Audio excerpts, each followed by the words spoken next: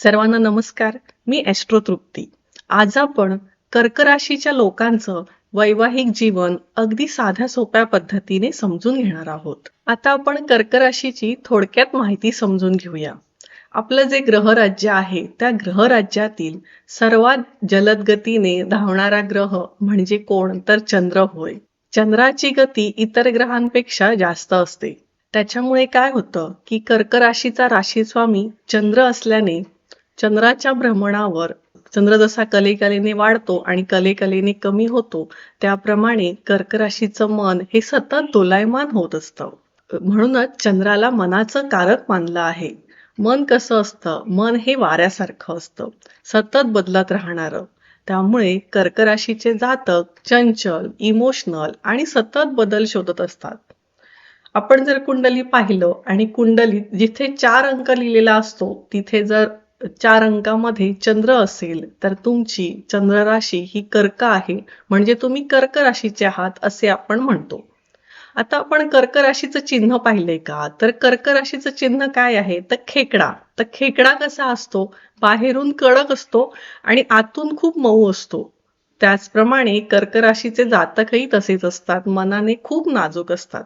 आता आपण कर्क राशीला जर मेषेचा जोडीदार असेल तर यांच्या जीवनात काय घडतं? तर मेष पत्नी कशी असते? तापट, सत्ताकांक्षी आणि थेट बोलणारी असते.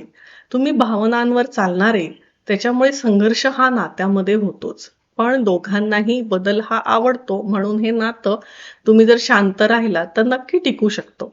आता आपण कर्क राशीचा जर वृषभ राशीचा जोडीदार असेल तर ह्यांचं कसं असतं हे पाहूया. आता येथे दोघंही शांत, कलाप्रेमी, पण तुम्ही अस्थिर आणि ती स्थिर. तुम्ही हळवे, ती कणखर. थोडंसं हे उलट जोडपं आहे, पण समतोल साधला तर नक्की संसार चांगला होतो. आता आपण कर्क राशीचा मिथुन राशीचा जोडीदार असेल तर यांच्या जीवनात काय घडतं हे पाहूया. ही जोडी म्हणजे आनंद आणि गोंधळ दोन्ही देणारी. तुमची पत्नी बोलकी, चंचल, या नात्यात वाद होतील पण जास्त वेळ टिकणार नाहीत. तिचं वागणं तुम्हाला कधी कधी खटकतं तरी सुद्धा ऍडजस्टमेंट ही होऊ शकते. आता आपण कर्क राशीला जर कर्क राशीचा जोडीदार असेल तर यांचं कसं जमतं हे पाहू. आता इथे काय आहे, दोघंही तुम्ही भावनिक आहात, अस्थिर आहात, त्याच्यामुळे भांडणं तुमची पटकन होतात, पटकन मिटतातही, रडारड होते, पण स्थिरता तुमच्यात कमी असते.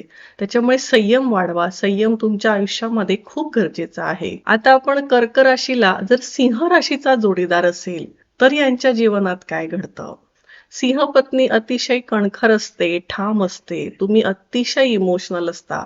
ती तुमच्या पाठी उभी राहते आणि तिचं म्हणणं तुम्ही चालवता. तिला जर मान दिलात तर ती नक्की तुम्हाला साथ देते.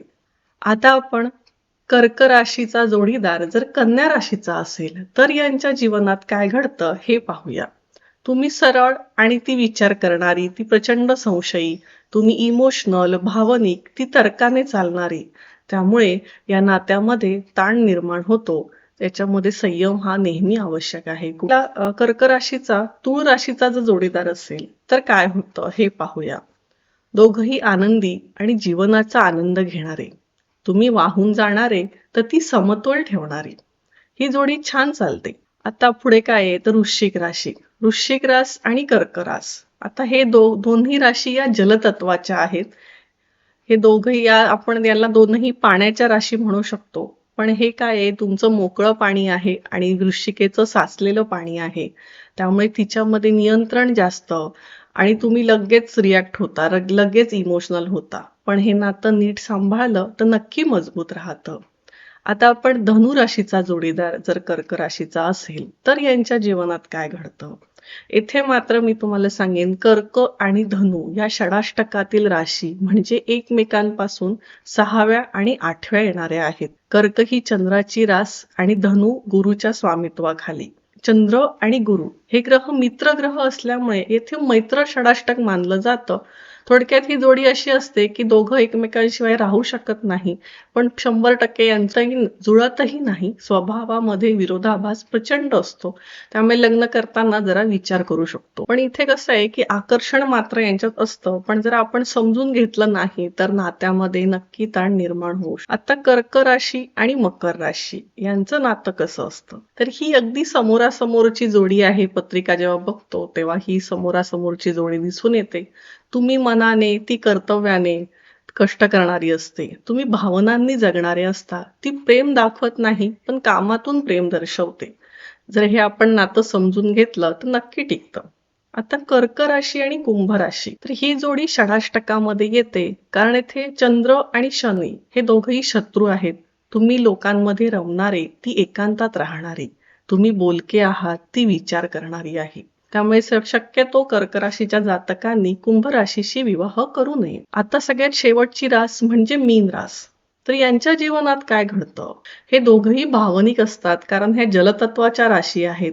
व्यवहारात कमी पडतात, पण तुम्ही दोघांनी जर तुमचे गुण वाढवलेत, स्थिर राहिलात, तर नक्की संसार सुंदर होतो. एक लक्षात घ्या, नातं हे फक्त राशींवर चालत नाही, पण राशी तुम्हाला दिशा दाखवतात. कर्क राशीची मोठी ताकद म्हणजे तुमचं मन. तेच तुमचं मन तुम्ही जर स्ट्रॉंग केलं, तुमच्या मनावर नियंत्रण ठेवलं, तर कुठलीही जोडी तुमच्यासाठी योग्य ठरू शकते. जर तुम्हाला अशीच सोपी आणि अभ्यासपूर्ण ज्योतिष माहिती हवी असेल, तर आत्ताच माझ्या चॅनलला सबस्क्राईब करा आणि खाली कमेंटमध्ये तुमची रास आणि तुमच्या जोडीदाराची रास नक्की लिहा. मी नक्की उत्तर देईन. पुन्हा भेटूया पुढच्या व्हिडिओमध्ये. तोपर्यंत धन्यवाद.